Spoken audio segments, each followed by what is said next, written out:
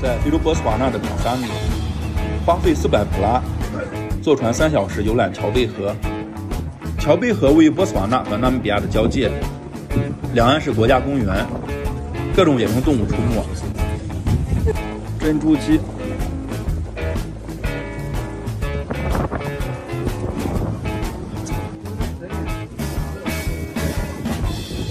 哇，大鳄鱼，这个鳄鱼是真大，体长3米。在我们正前方有很多水鸟和一群河马。